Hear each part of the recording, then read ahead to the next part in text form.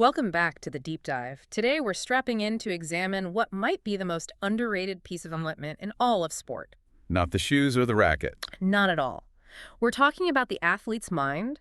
We're taking a really technical look at what we're calling like cognitive engine. It's a fascinating place to go. It really is. It's that rapid fire system that separates the good from the truly, truly great. I think our mission today is to show how elite performance isn't just about muscle fibers or stamina. It's measured in milliseconds. Right. It's all dictated by the speed and the efficiency of the brain. So we're diving into what's formerly known as information processing. Information processing. I always think of it as the black box. That's a great way to put it. It's that invisible, almost mysterious process that happens between two key moments. First, the stimulus arrives. The football leaves the kicker's foot. Or the tennis serve is struck. Exactly. And the second moment is the physical response, the action itself. The action is visible, but all the real work happens inside that box. It absolutely does. And the sources we're looking at today give us a remarkably clear model for what's going on in there. It all starts with the information available in the environment.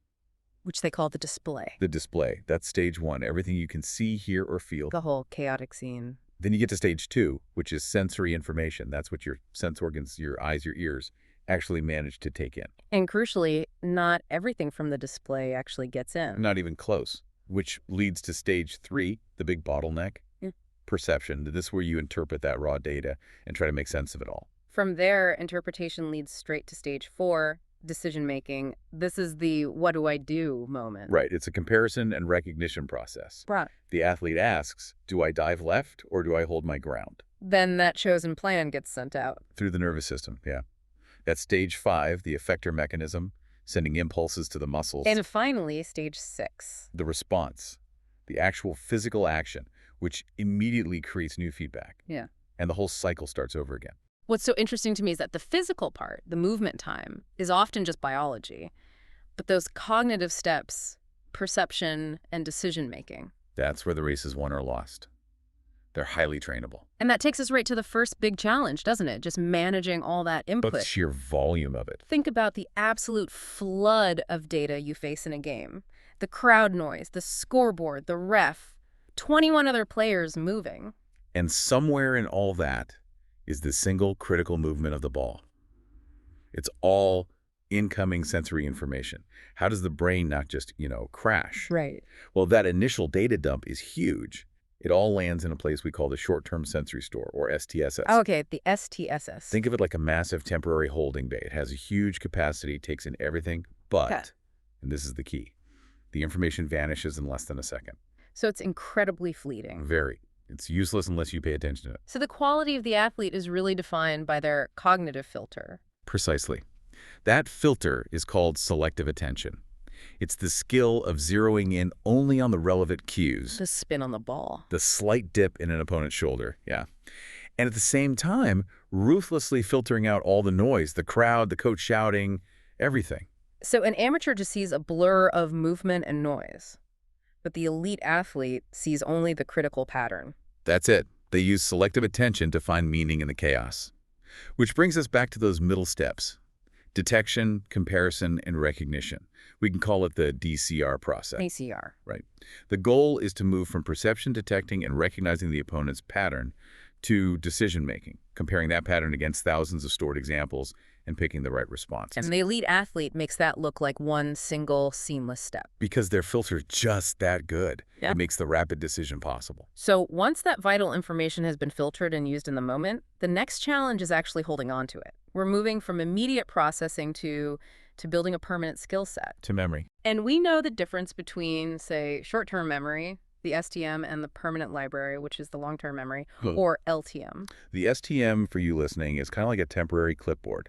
It has a very small capacity, maybe 7 or 8 items, and that information fades really fast unless you keep rehearsing it. Whereas the LTM is where you automate skill. It's where you automate genius, really. It's the permanent store. The entire purpose of practice is to find strategies to improve the storage of information in long-term memory. Which is why just mindlessly repeating a skill isn't enough, is it? Not at all. You need things like mental rehearsal, overlearning, even chunking. Chunking. Yeah, breaking a complex movement into smaller, meaningful parts. You do all that to force the transfer, to basically glue the skill into the LTM so it becomes automatic. So you don't have to think about it under pressure. Exactly. And once it's in the LTM, it isn't stored as thousands of rigid, separate commands. This is where we get into a really elegant concept, Schmidt's schema theory. The idea of a flexible blueprint. Perfectly put. It's not about memorizing one specific movement. It's about storing a generalized rule set, a motor program that can be modified on the fly. So instead of having one program for a 5-meter pass and a totally different one for a 10-meter pass, You just have a generalized passing schema, and it instantly adapts the force and trajectory based on the situation right in front of you. that adaptability has to be key. It's what lets you perform a skill successfully, even if the conditions, the playing surface, the weather, the pressure are completely new. And this schema is divided into 2 parts, right? Two key systems. You have the action part and the evaluation part. Okay. The recall schema is the action planner. It's responsible for generating the initial movement. Then, after the fact, the recognition schema kicks in. The evaluation. Right. It uses feedback to assess whether the action was successful, and then it refined the blueprint for next time. So let's make this concrete.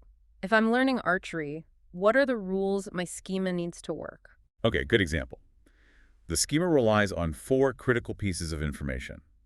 First, knowledge of initial conditions. My stance, the wind, the distance to the target. Exactly, the whole environment. Second is knowledge of response specifications. That's the force you intended to use, the tension you wanted in the bowstring. And then comes the data from the actual shot. Correct. Third is sensory consequences. That's the intrinsic feedback, how the movement felt, the smooth release, the vibration. And fourth is the obvious one. The response outcome. What actually happened? Did you hit the bullseye? The schema is constantly comparing what you intended to do with what actually happened. And that's how it learns and adapts. That's how it gets better. So using schema theory is essential to develop movement skills. You're not just memorizing, you're building an adaptive intelligence. It's the difference between choreography and real mastery. It is. Okay, so we know how the brain filters and how it stores these blueprints. Now we have to talk about the final piece, speed. The clock. You gave us a great equation for what true quickness is. We define it as response time equals reaction time plus movement time. And movement time is pretty fixed, right? It's just how long your muscles take to move. Largely, yes. Yeah. But reaction time, that's the duration of the entire cognitive black box process we've been talking about, from perception through to the decision. So to be faster, you have to shrink that reaction time. That's the part you can train. Oh. And it changes depending on the cognitive load. We have to contrast simple reaction time Like a sprinter hearing a gun. One stimulus, one response. with choice reaction time. Which is the real battleground in most sports. Absolutely. Multiple things happening, multiple choices to make. A goalkeeper facing a penalty, a defender trying to mark 3 different attackers. And we know there's a cognitive price you pay for having more choices. There's a law for it. There is. It's called Hick's law. Hick's law. And it is fundamental. As the number of available choices goes up, your reaction time also goes up. And it's not a tiny delay, is it? No, it's a measurable, predictable slowdown. If you have to choose between 4 options instead of 2, you will be slower. End of story. So that's why elite athletes seem to simplify the game. It's why anticipation is gold. The whole point of training strategies to improve response time is to reduce that cognitive burden. You train until your choice reaction time almost looks like simple reaction time. Not because you're physically faster, but because the choice has become automatic. Yes, they use visual cues to predict what's coming, so they almost bypass that slow, conscious comparison stage. And that brings us to the ultimate strategic use of this knowledge. Deception. The fake, the dummy. The feint. We see strategies to deceive opponents all the time. Why are they so powerful? Because they exploit a deep-seated limitation in our brains called the single-channel hypothesis. The what? The single-channel hypothesis. Yeah. It basically states that for high-level decision-making, the brain acts like a single-lane highway. Okay, a one-lane road. It can only handle one big decision at a time. So if you send a fake move down that single lane, you create a traffic jam. You've completely locked up the road. Yeah. And that lockup has a name. The psychological refractory period, the PRP. Psychological refractory period. It's the mandatory temporary delay in responding to a second stimulus when the first one is still being processed. Give me an example. A boxing feint. Stimulus 1 is the fake jab. The opponent's brain starts the whole DCR process for that jab. While that decision-making channel is occupied, Stimulus 2 arrives, the real punch. the real hook, and the opponent's brain cannot even begin to process that hook until its decision about the fake jab has cleared the channel. So you've created a guaranteed delay. It's psychological, not physical. A window of a few hundred milliseconds where your opponent is just cognitively frozen. You are deliberately manipulating their information processing system.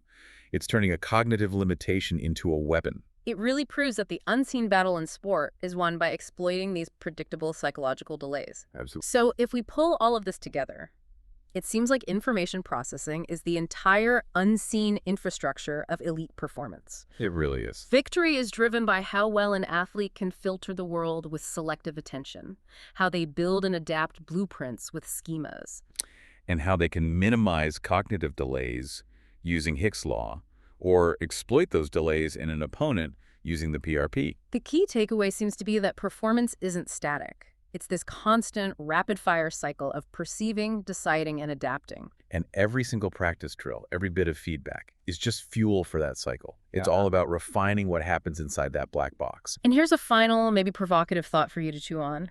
If the goal of a fake is to maximize your opponent's psychological refractory period, then the ultimate sign of mastery isn't just reacting faster yourself, it's knowing the precise timing needed to force your opponent to react too slowly. It's turning psychology into predictive timing. It's cognitive warfare. It really is. Speed isn't just in the legs, it's in the processing.